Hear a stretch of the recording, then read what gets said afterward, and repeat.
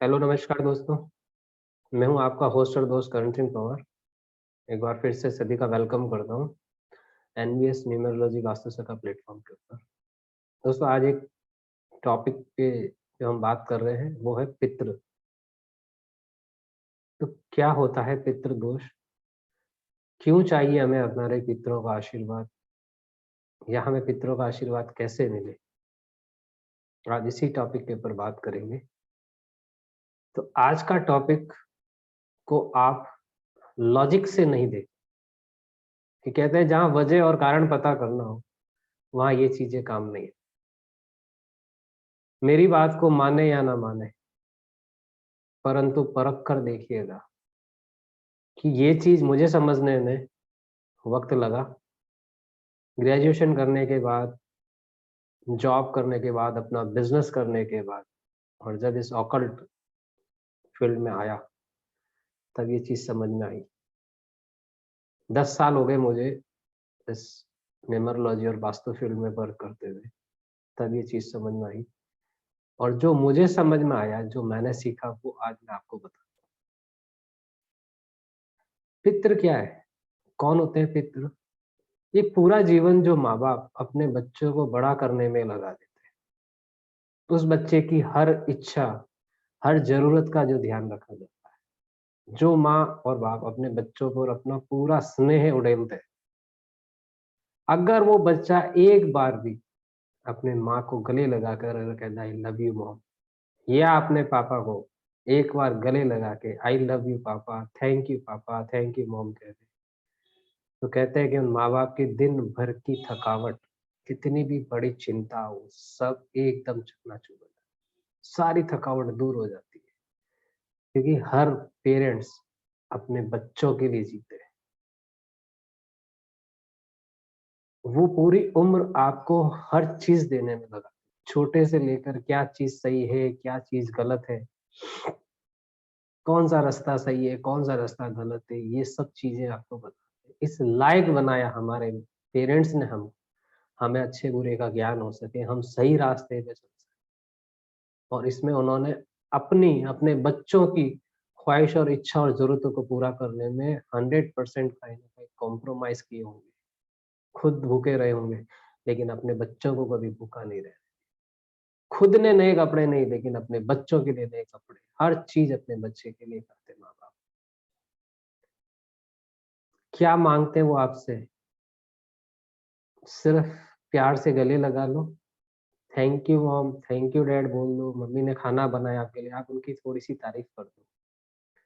पापा आपके लिए सब कुछ करते हैं, मेहनत करते हैं, काम काज करते हैं, हर चीज आपके लाते हैं, उनको थैंक यू पापा बोल दो। ज्यादा मांग लिया उन्होंने आपसे ऐसा कुछ? क्या हम इतना भी नहीं कर सकते अपने पेरेंट्स के लिए? हर वक्त इस शरीर का दुनिया में रहना पॉसिबल नहीं है। जब बच्चे अपने गुजरे हुए माँ बाप को याद करें, जो गुजर गए, जिनकी वजह से आप हो, वो है आपके पितृ।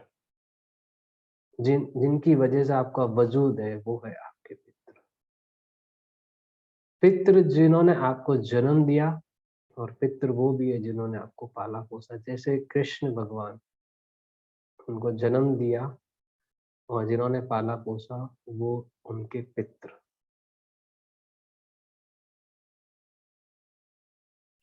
तो कौन नहीं चाहता है कि उनके बच्चे उनको याद करें? आज जो हम अगर अपने गुजरे हुए पूर्वजों को याद करते, तो वही संस्कार हम अपने बच्चों में दे दें, कि जब हम इस दुनिया में नहीं हो, तो हमारे बच्चे भी हमें याद करें। सिर्फ क्या चाहिए उनको? कि हम याद करें, उनके बच्चे उनको याद करें, उन्हें भूले नहीं। बस इतना सा चाहते हैं आपके पितृ और पूर्वज। क्या कुछ ज्यादा मांग लिया उन्होंने आपसे? सिर्फ एक एक्नॉलेज तो मांग रहे हैं। जो माँ बाप आपके लिए पूरी जिंदगी, जिन्होंने सब कुछ किया, क्या हम इतना तो कर सकते हैं ना? या इतना भी नहीं कर सकते? पितृ दोष कहाँ से? अगर किसी ने अपने माँ-बाप की परवाह नहीं की, उनकी देखभाल नहीं की, जीते जी उनका रिस्पेक्ट की, तो वहाँ से दोष चालू होता है। तो कहते हैं ना, माँ-बाप की इज़्ज़त करनी, तो सबकी इज़्ज़त हो जाएगी।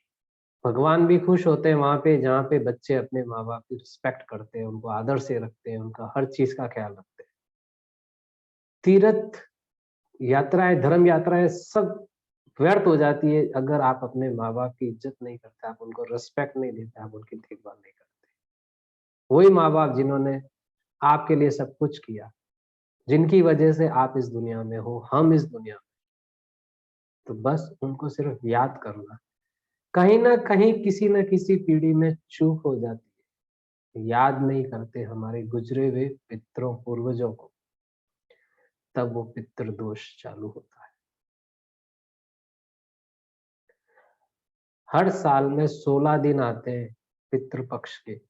अगर कहीं भी किसी से भी चूक हो गई है, इन 16 दिन में वो अपनी उसकी माफ़ी माँग सकते हैं अपने पूर्वजों से। मम्मी-पापा से, बड़ों से माफ़ी माँगने में क्या शर्म आती? तो ये कुछ स्पेशल डेज़ होते हैं जहाँ पे हम अपने गलती की जाने-अनजाने हमारे द्वारा, हमारी किसी भी पीढ़ी के द्वारा उनको पूछा नहीं गया, उनको याद नहीं किया गया, तो हम वहाँ पे उनकी माफ़ी माँग सकते हैं। सिर्फ़ डेली याद करना उनको, अपने पूर्वजों का आशीर्वाद लेना। देखिए फिर आपके कैसे काम बनने लग जाएँगे। पितृदोष के लक्षण जैसे घर के अंदर मांगलिक काम नहीं होना, शादी-ब्याह में देरी, वंश वृद्धि नहीं होना, बच्चे पुत्र संतान नहीं होना, मेल चाइल्ड जिसे वंश वृद्धि, या बच्चे हो तो उनमें कुछ विकृति आ जाए, कहीं मानसिक आ जाए, चाहे फिजिकल आ जाए, इसे मंगोल चाइल्ड जैसे बोला जाए। बच्चे होने के बाद घर की ग्रोथ रुक जाए, प्रॉस्पेरिटी खत्म हो जाए, या घर में वातावरण कलह का वातावरण बना रहे, दिन भर किच-किच चलती रहे। अगर कोई भी नया आदमी या कुछ उस घर में जाए तो वहाँ पे एकदम एक भारीपन का अनुभव हो, ये कुछ पितृदोष के ऐसे। आप बहुत टैलेंटेड है, आप इंटरव्यू में जाते हैं, आपसे कम टैलेंटेड लोगों को जॉब मिलती है और आपको जॉब नहीं मिलती, ये भी पितृदोष हो सकता है। आप काम कर रहे हैं खुद का, उस काम के अंदर आपकी वृद्धि नहीं हो रही, ग्रोथ नहीं मिल रही है, ये भी पितृदोष हो सकता है। तो पितृदोष ये लक्षण है, और पितृदोष सिर्फ अपने पूर्वजों को याद करना, उनको एक्नॉलेज करना, बस इतना सा ही वो चाहते हैं और उनका आशीर्वाद मिलता है। पितरों को अगर आप प्रसन्न करते हैं तो कहीं न कहीं आप नारायण, विष्णु जी को प्रसन्न, और बिना नारायण लक्ष्मी की कृपा आपको कैसे प्राप्त होगी? पितरों को खुश करना कहीं न कहीं अपने विष्णु भगवान हमारे नारायण भगवान को खुश करना। तो विष्णु जी की पत्नी है लक्ष्मी जी, तो नारायण जी की कृपा के बिना आपको लक्ष्मी यानी कि धन-दौलत ये आपको प्राप्त नहीं हो सकती। पंच तत्वों से मिलके बना शरीर और वापस पंच तत्व में ही विलीन हो जाता है ये। तो किसी घर के अगर 5 तत्वों में से कोई भी एलिमेंट इम्बैलेंस है तो वहाँ पे होता है वास्तु दोष। और अगर हमारे शरीर में से मौजूद 5 तत्वों में से अगर कोई भी तत्व इम्बैलेंस्ड होता है, असंतुलित होता है, तो पितृ दोष देखने को मिलता है। 5 तत्वों का असंतुलन होना कहीं न कहीं पितृ दोष दर्शाता है।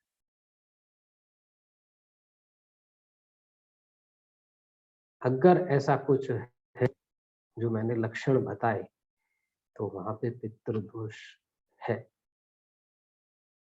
अब इस पितृ दोष को है तो उसका उपाय, जैसा मैं हर एपिसोड में बताता हूँ, अभी भी बता रहा हूँ आपको।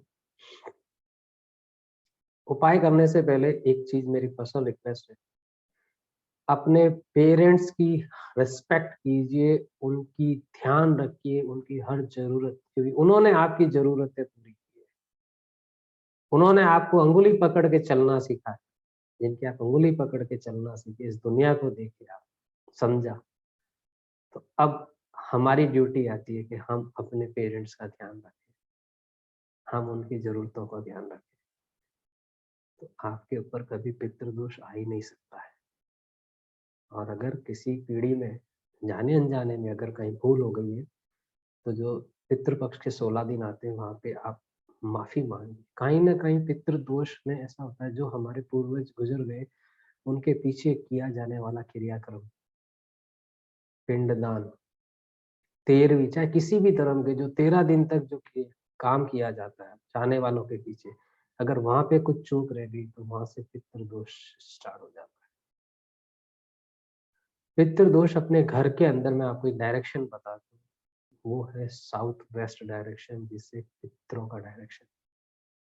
आप अपने पूर्वजों की तस्वीर इस डायरेक्शन में लगाइए गोल्डन फ्रेम के अंदर, और देखिए आपका पितृदोष के लक्षण कैसे धीरे-धीरे समाप्त हो जाएंगे। साउथ वेस्ट मेन डायरेक्शन है, अपने पितरों का स्थान माना गया है जिसको। आप कुछ भी काम करते हैं, दक्षता अगर चाहिए तो ये डायरेक्शन है जो आपको दक्षता दिलवाता है। आप अपने वर्किंग से रिलेटेड कोई भी आप चाहे इंस्ट्रूमेंट है, टूल है, कुछ भी आप वहाँ पे रखिए, फिर देखिए आपको दक्षता कैसे मिलती है अपने प्रोफेशन के। साउथ वेस्ट के अंदर कहीं इम्बैलेंस होती है डायरेक्शन, तब पितृदोष दिखता है। न्यूमेरोलॉजी के अंदर नंबर एब्सेंस होता है, वहाँ से पितृदोष का पता लगाया जा सकता है। वास्तु से भी पितृदोष का पता लगाया जा सकता है। स्कैनर से किसी बॉडी को स्कैन करके अगर उसके एलिमेंट डिसबैलेंस है, तो वहाँ से भी पितृदोष का पता लगा सकते हैं। पितृदोष की उपाय के लिए मंत्र है, आप मुझसे कॉन्टैक्ट कीजिए, या मैं इस वीडियो के डिस्क्रिप्शन में मैं लिंक डालूँगा या मंत्र भी डाल दूँगा, उसका आप चैंट कीजिए।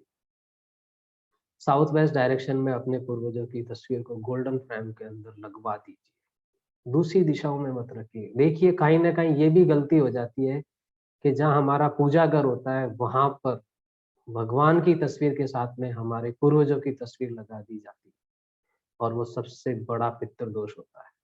पितरों का स्थान अलग है, भगवान का स्थान अलग है। अगर आप चेक कीजिए आपके घर में अगर ये चीज़ है, तो वहाँ से तस्वीर हटा के साउथ वेस्ट डायरेक्शन में लगाइए अपने पूर्वजों की। और अगर साउथ वेस्ट डायरेक्शन में टॉयलेट आ रहा है, किचन आ रही है, ये इस दिशा को दूषित करते हैं, वहाँ से पितृदोष भी हो सकता है। अगर वहाँ पे ग्रीन या ब्राउन कलर किया, तो भी वो इम्बैलेंस कर देगा उस डायरेक्शन को, पितृदोष। तो कुछ वास्तु के अनुसार, न्यूमेरोलॉजी के अनुसार और एलिमेंट्स को देख के पता लगाया जा सकता है। जो मैंने लक्षण बताए, उनको देख के पता लगाया जा सकता है कि वहाँ पे पितृदोष है या नहीं। अपने माँ-बाप को आपने अगर खुश रख दिया, तो आपके चाहे कुंडली का वास्तु दोष हो, चाहे घर का वास्तु दोष हो, चाहे न्यूमेरोलॉजी का वास्तु दोष हो, वो सब दोष अपने आप समाप्त हो जाएँगे। मिलते हैं नए एपिसोड में और नई जानकारी के साथ में। तब तक के लिए थैंक यू।